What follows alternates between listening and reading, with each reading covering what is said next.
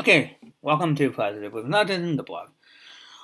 Today we're posting about the idea of how the news affects the kids I work with. I was thinking about this today a lot this week, and I wasn't gonna really say anything, and I thought, well, this video, there'll be a podcast about it pretty soon for those people who don't come into the podcast. But this video came out. The idea is that we work in a society where maybe the kids don't watch the news, but it affects them. I look at the way, like, in party politics today, both sides are fighting over whatever she said, he said, she said stuff. And kids are watching the adults do this.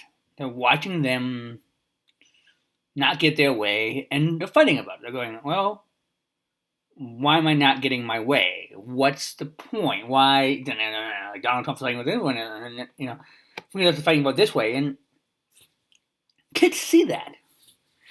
I don't know, it doesn't traumatize them all the time, but it does. They see the infighting. They see this intellect I've seen in a school board meeting. It's just kind of bold craziness. I don't know what to do about it because we haven't resolved our own shit about it. And yet we're bringing it to them going, well, you Johnny over there have a problem. Go deal with it or whatever. And it's just, instead of, they don't always know how to react and respond to these things that they have problems with. We as a society need to wake up and figure out how to help. I'm thinking about this today. You send a kid to the first day of school. What's the first thing you do? Oh, I'm going to run this today. I'm going to run this today. I'm going to run that today. What if it was, we're going to do yoga. We're going to do, I don't know, exercises today. We're going to figure out what's going on with you as a kid. So we get stuck in these battles of good versus evil and us versus them and all this other stuff. We got to prove it to them that they're wrong with this kid. And look, I'll tell you from the bottom of my heart a little secret I've learned in my job. All these kids care about is a safe place for them to go where they don't have any issues to ever worry about. Think about that. Gonna give them something? Give them self-esteem? Give them a chance at life and show them they matter. Let me do that again. Self-esteem. They matter. Give them that they believe in themselves. Everything else kind of falls into place. I was thinking about this morning. Think about the old schoolhouses in America. One before the teachers were educated. They didn't have any of this stuff. They just said Johnny's going to want to lead, or Johnny struggles, and then Johnny goes off to farm for a couple of years, and Johnny comes back, and they just, maybe he wanted to run away, maybe he didn't. The point was, it was a sense of community. We've lost that sense of community in education sometimes. Some people have it. Some schools have it, some don't. But it's all about the fast tracking of a child to the next grade, to the next school. Get him out of my building. He's not my problem anymore.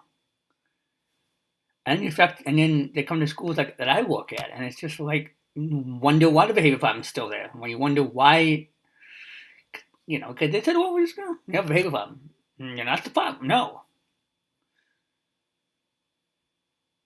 I don't want to get mad about it, but when in society we're going to wake up to the fact that the label is not always the problem. Sometimes it's people authoritative to that label. That kid has a traumatic home, has a home that is traumatized by X, Y, Z, B, D, F, C, whatever. And I'm supposed to go in that home or that place, and my role, I'm supposed to know all these factors. I don't know all the factors. I don't know all the factors. That's not important. But today it was like, what can I do to help? Well, this is a tough one for me. I'm going to turn the news off. I'm not going to listen to the news anymore. I want to go to my school and be a beacon.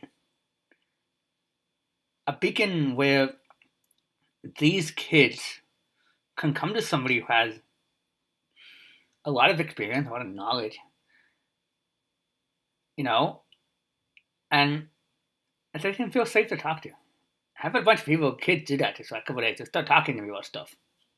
At both jobs. And it's just me, if I just get rid of all of this distraction stuff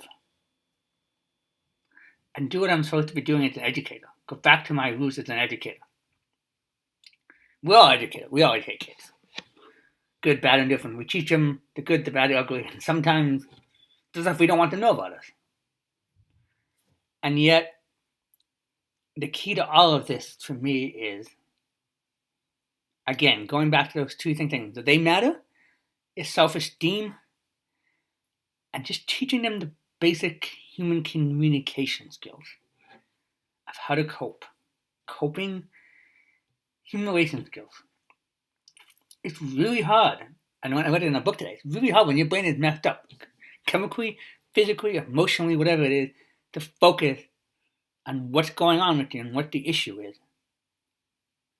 If you don't know how to do that,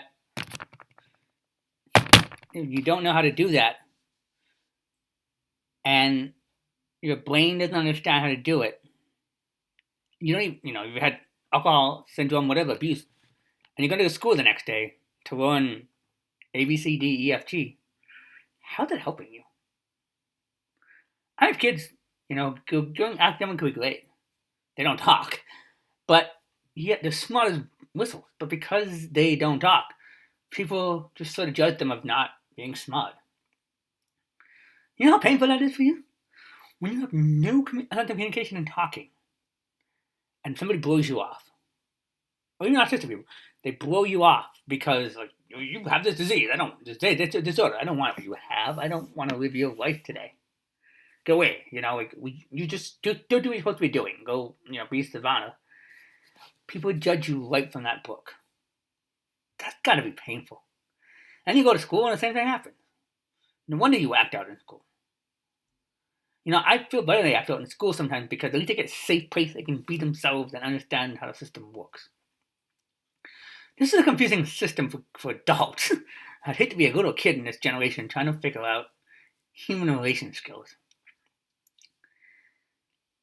And, I'm going to close with this idea. There's more to come, man. I got a lot of stuff in my brain on this stuff, but it just whacked my brain today. It's just like, also, though, teaching these kids that it's not okay to speak your mind, that you're wrong, I'm right. I'm going to win this political battle. We're going to win. This guy is the perfect guy. Who knows if he's dead or wrong. It's basically just taught them one small thing. You taught them that they don't matter, and that they're the boss, and that's what their emotions are more important than your emotion. I'm going to go ram somebody who may or may not be the best person for the job because they happen to be a certain race, color, and gender for that job. Kind of powerful, ain't it? I was thinking about that. When I read that, it blew my mind. It just blew my mind. And it blew my mind thinking about that. So, I tied it to myself as like, do I think that I'm better than other people? Sometimes. But I don't mean to do it. And where you see all that, where are we going here with all of this? It's like, what the heck? You got to pause the break for a second. And say, deep breaths. Like, what do I want to teach them? I want to teach them the opposite. I want to teach them how to be compassionate. I want them to teach love. I see some of these kids that just want love. A human emotion to be hugged and loved. People can't give that to them. Think about that. I want to close with that idea. Their own parents. Sometimes they're teachers, sometimes they're social workers. They don't mean to do that. Cannot show them love and compassion. And that scares those kids. Think about that today. Have a great day.